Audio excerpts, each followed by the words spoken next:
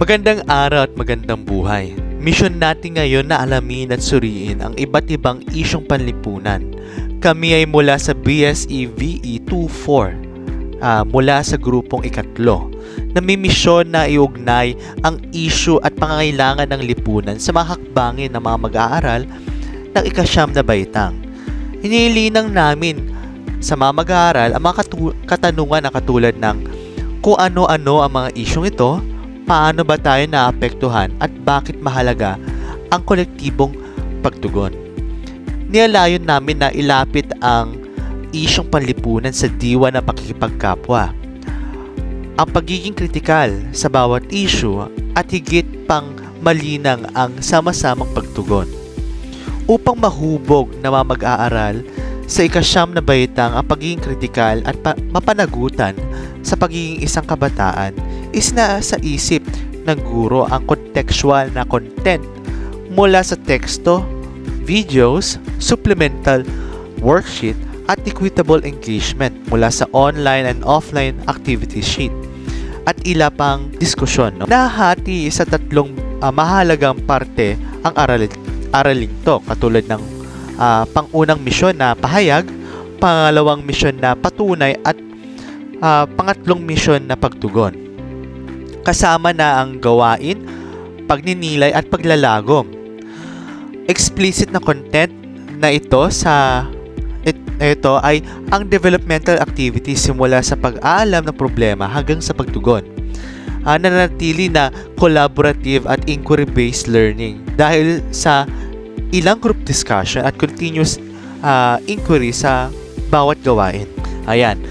Sa pagbabalik tanaw, ang activation ng prior knowledge ay mula sa gawaing word hunt.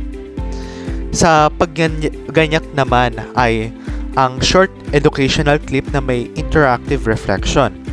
Ang halong traditional at emergent tools na ginagamit upang mabalanse ang stimulation of engagement at learning. Kasagutan din ito sa learning challenge mula sa instructional needs survey na lack of resources at attention span. Ang objectives ay naglalayon na mapanagutan ang mamayan at pag-akto sa issue batay sa critical thinking at base sa datos. Gamit ang case analysis at iba't ibang reflection, katulad ng news articles at research paper, inilalapit na mag-aaral ang thinking beyond thinking or a metacognition at pag-aanalisa sa mga problemang panlipunan. Dito naman tayo sa pangunang mission, no? Ang pahayag, kinikilala dito ang kritikal at napapanahong issue sa bansa katulad ng bullying, fake news, gender expression issues at iba pa. Pinakahulugan ng definition dito ay ang isyong panlipunan at pakikipagkapwa. Ilang gawain dito ay katulad ng news highlight kasama ang ginabayang katanungan or guide questions, pulot kaalaman, at supplemental materials na video, news article at additional readings. Pangalawa na mission naman ay ang patunay, ang pangangailangan ng kolektibong pagtugon. Inaanyayahan na malampasan ang simpleng pag-oobserba at pumunta sa pakikiisa at pakikisama na pinapahalagan ang pakikialam at pakikiisa ng kabataan mula sa memorya ng EDSA. Focus ng suri serye na isang case analysis at ang supplemental materials nito.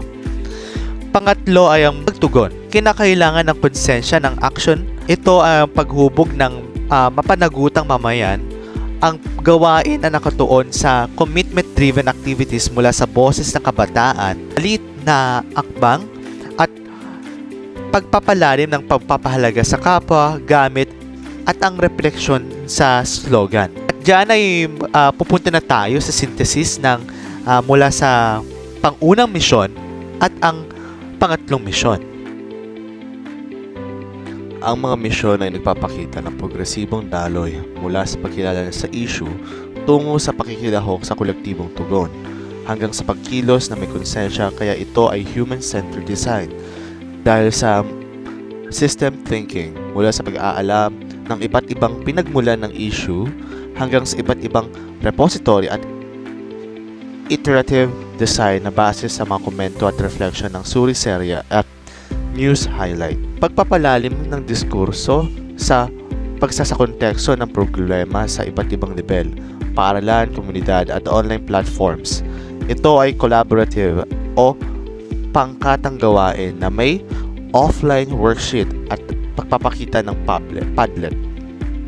Gamit ang resources mula sa EDCOM at news articles bilang gabay sa pagsasagot nila ng situational questions.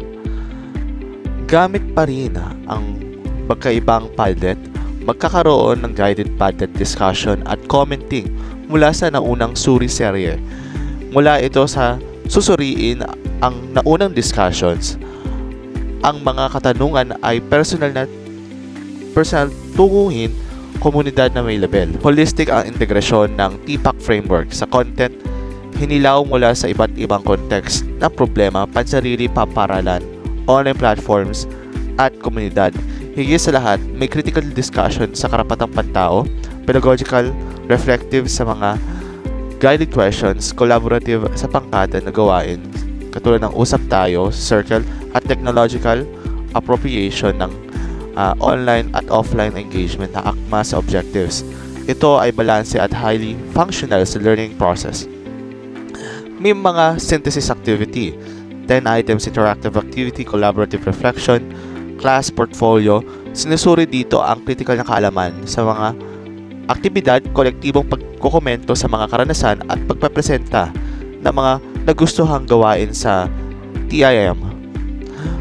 Mula sa mga naging evaluation, ninanais na iayos ng TEIM na ito ang pagkakaroon ng real-time feedback mula sa mag-aaral at guro. At may pagpapalawig ng content ng offline activity sheets at na i-enrich at natutumbok ang TPAC and curriculum standards. Inaasahan na ang estudyante ay mapapahalagan ang sama-samang pagtugon at kritikal na pakikilahok sa mga isyong panlipunan. Hindi lamang sila estudyante bagkus ay agents of change.